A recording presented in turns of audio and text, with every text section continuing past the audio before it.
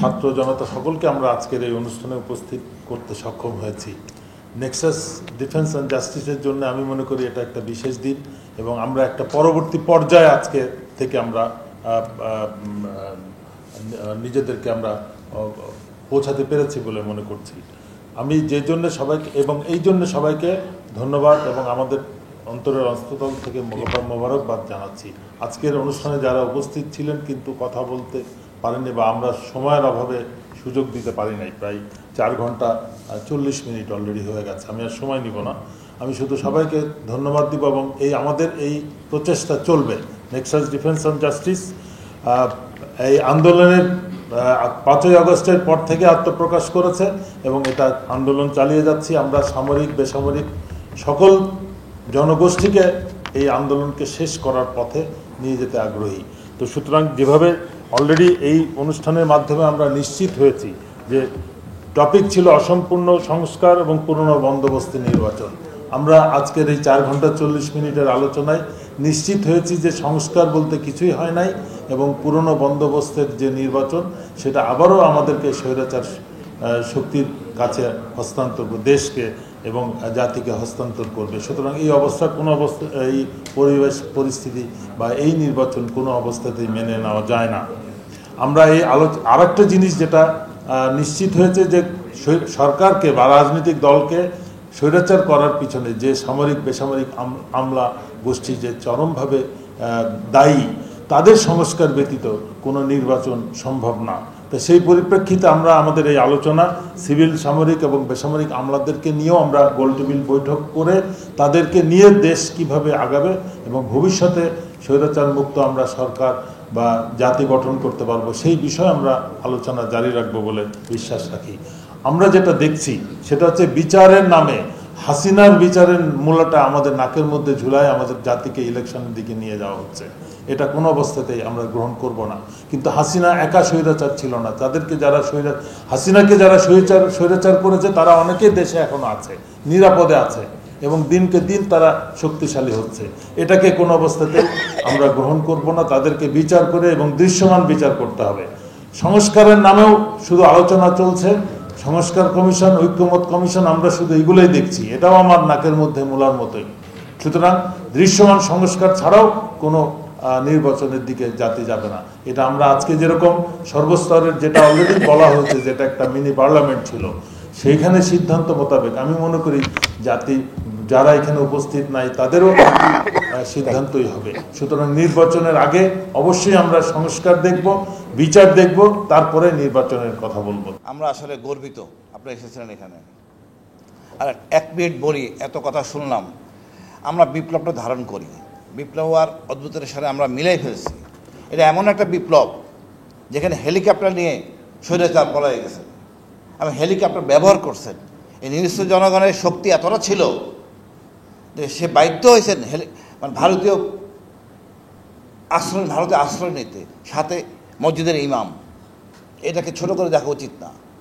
বিপ্লব হইতে হলে যে 2 পক্ষে মারামারি করতে হবে অস্ত্র নিয়ে না, নিরস্ত্র দেখাই দিয়েছে আমরা কত শক্তিশালী। এটাই গণতন্ত্র, এটাই নতুন ডিজিটাল বিপ্লব। মাত্র 30% টাকায় জমির মালিক হয়ে নতুন বাংলাদেশের গড়ে তোলার স্বপ্ন দেখা বাংলা বসতি। বা প্রধান নির্বাচন কমিশনের সঙ্গে নিয়োগ দেওয়া যেত, প্রথম দিন থেকেই তারা কাজ করতে পারতেন, কিন্তু তা কেন করা হলো না? এটা আমার কাছে এক ধরনের মকারি বলে মনে হয়। কারণ হচ্ছে 2001-এর নির্বাচনে আমার একটু অংশগ্রহণ করার সুযোগ হয়েছিল। আমার অধীনে 13টি নির্বাচন কেন্দ্র ছিল যেখানে শুধু একটি জাল ভোট পড়েছিল এবং তার জন্য পানিশমেন্ট দিয়েছিলাম এবং একজন বৃদ্ধা 104 বছর বয়স্কা তাকে কোলে করে নিয়ে এসে ভোট দেওয়ার জন্য তার ছেলে নিয়ে এসেছিল। নির্বাচন শেষে সমস্ত ব্যালট বাক্সগুলো যত্ন সহকারে নির্বাচন কমিশনে পৌঁছে দিয়ে এসেছিলাম। এটা বললাম এই জন্য যে আমার কোনো কৃতিত্ব নেওয়ার জন্য না, নির্বাচন কমিশন সংক্রান্ত বিষয়গুলো নিয়ে যেহেতু এই কমিশনগুলো গঠন করা হয়েছে, তো সব কিছু সংস্কার করলাম, কিন্তু নির্বাচনের দিন যারা উপরে থাকে বা কমান্ডে থাকে সেনাবাহিনী, সেই সেনাবাহিনী সংস্কার কমিশন তো কোনো কিছু হয়নি আজও পর্যন্ত। সেটাকে ভীতি রেখে সঠিক নির্বাচন করা সম্ভব কি না এই প্রশ্ন আমি রেখে গেলাম সবার কাছে। হয়তো বলবেন যে সময়ের অভাবে এটা করা সম্ভব হয়নি, কারণ অনেক আন্দোলন হয়েছে, সরকারকে সেটা প্রতিহত করতে হয়েছে। এটা হবে, কারণ বিপ্লবোত্তর বাংলাদেশে এটা হয়েছে, হবে। আমরা সাধারণ মানুষও সেটা কিন্তু কম করিনি, আমরাও সেটা প্রতিরোধ করেছি। যদি আপনাদের মনে থাকে, what India did, they flew Tulsi Gabbard, Director National Intelligence, from America immediately after taking her post. They conducted a seminar in Delhi. Jointly, they tried to portray Bangladesh as one of the breeding ground of Islamic extremism. Was it at all correct? We protested here. We conducted many seminars along with the ground demonstration, including the formation of human chain. I personally took part in every aspects. আমরা করেছি এটা। ফলশ্রুতিতে সেখান থেকে তারা দূরে সরে এসেছেন, কিন্তু তারা কি আদৌ দূরে সরে গেছেন? বাংলাদেশকে ডিস্টাবিলাইজ করার জন্য তারা চেষ্টা করছেন এবং করবেন। তাদের হাতে সব সময়ের জন্য দুটি কার্ড আছে। একটি হচ্ছে minority repression, religious minority repression card, আর একটি হচ্ছে হিল ট্র্যাক্স আনরেস্ট, যেটা কিন্তু এখনো তারা সেখান থেকে দূরে সরে আসেনি। বাংলাদেশ একটি মুসলিম অধ্যুষিত দেশ, এখানে ধর্মীয় সেন্টিমেন্ট উস্কে দেওয়াটা খুব সোজা, আপনারা জানেন। পার্বত্য চট্টগ্রামে কুকিজিন আছে, ইপিডিএফ আছে, আর অনেক সংগঠন আছে। রিমোট এরিয়াগুলো থেকে বাংলাদেশ সেনাবাহিনীর ক্যাম্পগুলোকে উদ্ধার করা হয়েছে। ওখানে অনেক এনজিও কাজ করে, অনেক বিদেশিদের যাতায়াত আছে, যে কোনো সময় সেখানে আনরেস্ট করা সম্ভব। আর যদি আরেকটা বড় তৃতীয় যেটা কার্ড হতে যাচ্ছে, সেটা হচ্ছে রোহিঙ্গা। 1.5 মিলিয়ন পিপল এখানে আছে। আমরা কিন্তু তার বিরুদ্ধে, আচ্ছা, আমরা কিন্তু তা নিয়ে কোনো চিন্তা করছি না। এই সরকারের একটা ভালো কাজ ছিল যে তাদেরকে রিপ্যাট্রিয়েট করার জন্য একটা করিডোরের মাধ্যমে, আমরা যা হোক সেটাকে বাধা দিয়েছি, বুঝে হোক না বুঝে হোক।